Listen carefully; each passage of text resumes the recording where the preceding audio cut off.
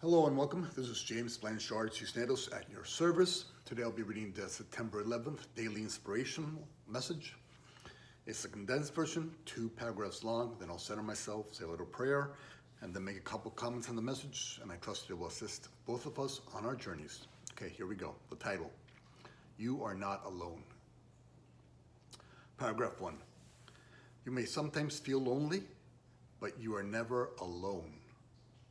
For how could a child of all that is ever be alone? Notice how when you share an idea, it extends out from you, touches and stays with many. Yet at the same time, that idea never leaves you, its source. The idea expands through the individuals who have heard it. This brings you a sense of accomplishment and joy because others learn from it. The more you get to share it, the better you understand it, and the more precisely you're able to communicate it. If an idea can grow by sharing it, at the same time that idea does not leave its source, then you can begin to understand how you can expand and grow without ever having left your source, God. Because in truth, you have never left your source. In truth, you have never been alone. Today, paragraph 2. Today, let us no longer despair when we feel alone. Instead, let us rejoice in every experience that is presented to us. For when we do, we are aligning with the mind of God. We cannot feel lonely when we are at one with the mind of God.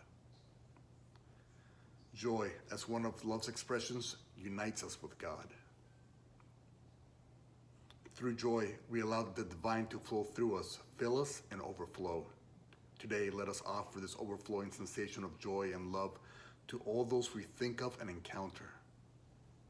By allowing joy and love to unite us with our others, we see that loneliness is just a choice we make, a sign of when we are temporarily asleep to our true nature. We have all slept long enough. It is now time for us to awaken, rise, and shine. Today, let us accept our oneness with everyone and all, and finally close the book on the ego's fairy tale of loneliness.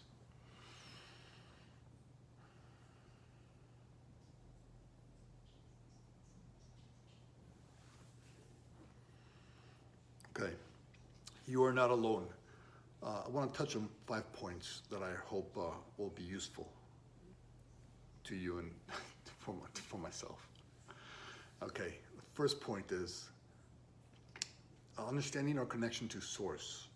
Okay, imagine you have a beautiful experience in college, and now you have that experience now within you, and now you share that experience with your friends who didn't go to college with you, but you're sharing the story and you're making them laugh, and then they're experiencing that story, and so you see you're sharing your message, and now it remains also with your brothers and sisters, but it still remains within you. And then maybe they find it so humorous that they share it with other people, and so it grows and grows, but it always still remains within you. And so that's how I want you to consider feeling your connection to source. God created you and is sharing you with this world. And so even though you are now creating your own stories, you're still God's story. You're still God's creation. And so you're still connected to God no matter what you do or where you are. And the more that the truth in you is expressed and is shared with your brothers and sisters, the more God is expressed to your brothers and sisters. And so God goes with you wherever you go, because you're God's creation, you're God's story. So I hope that makes someone of a sense of how your connection to source always remains, no matter what you do, think, or say. God is always with you, even if the ego might try to convince you otherwise. Beneath the ego's veils, God remains there with you. And so whenever you feel alone or lost or doubting, just try to place aside that thinking and see what's truly there, remembering that God is always with you and within you, and always just a choice away. The second point I want to make is the ego has a desire for isolation, separation, um, that idea of loneliness, because it wants you to feel apart from source. Because if you feel apart from source, then you're going to think, well, I guess it's just the ego and me against the world. So the ego wants you to buy into the lie as true.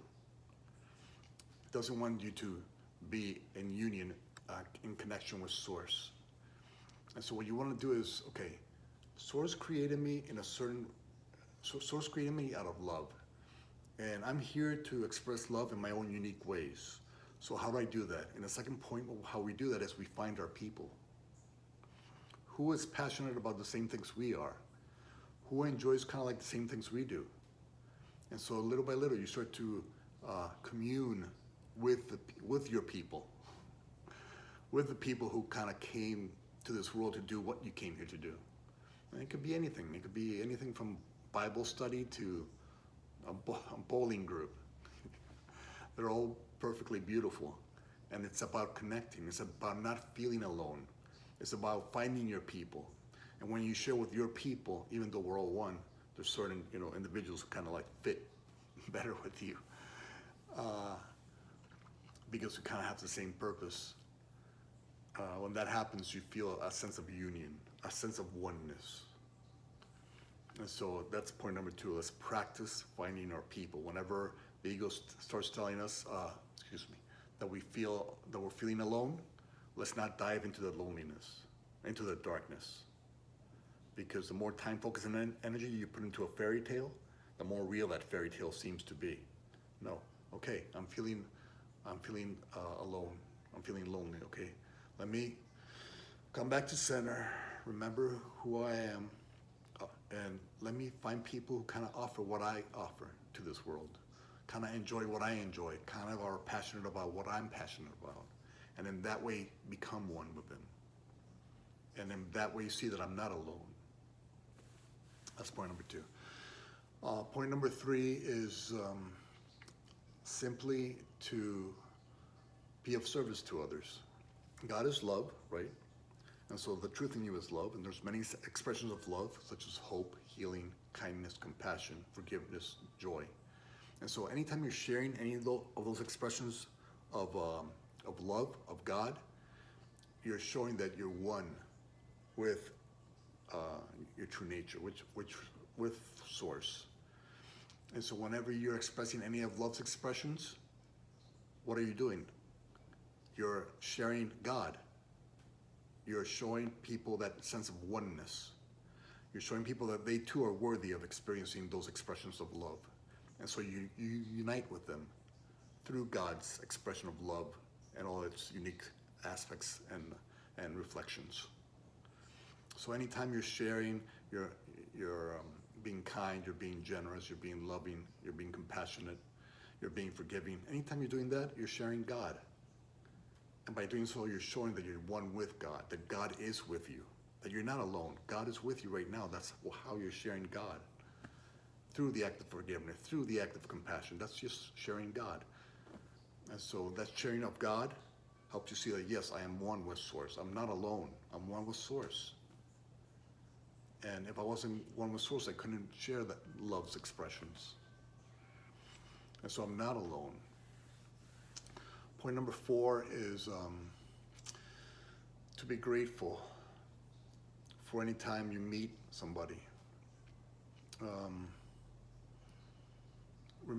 Let's practice remembering that every situation is here to help us remember why we came into this world. And so every situation is offering us the opportunity to practice being that loving essence.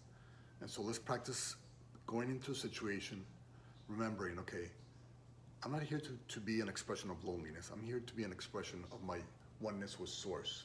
That expression of my oneness with Source helps remind others that they too are one with me, because God is love and all. And therefore they must be part of that all. And so when you're sharing that allness, you're helping them see that they are not alone. You are not alone. We're all one. We're all here to serve each other, to help remind each other that we are all one, that we are the light of the world, that we can lead this world from darkness to the light, from fear to love.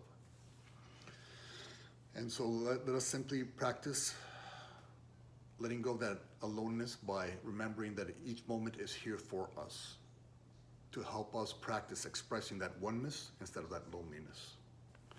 And the last point, point number 5, is let's say you're by yourself at home and you're feeling alone or separate from Source. Again, you don't want to dive into those thoughts, because you only make them appear more real. So what you want to do is you want to just close your eyes, meditate, and practice exchanging the energy of love with your Creator.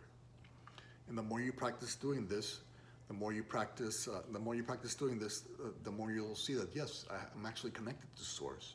And so you close your eyes and you visualize from your heart extending waves and waves of gratitude and appreciation for God, for being there for you. And just appreciating and loving God and sending Him waves after waves of love.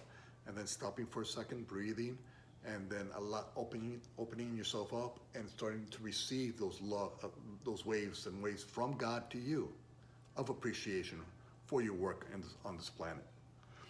And so you start doing that exchange. You offer love, and then you allow yourself to receive that love. You offer that love through waves, visualizing it through waves, like ocean waves, to God, and then ocean waves back into you.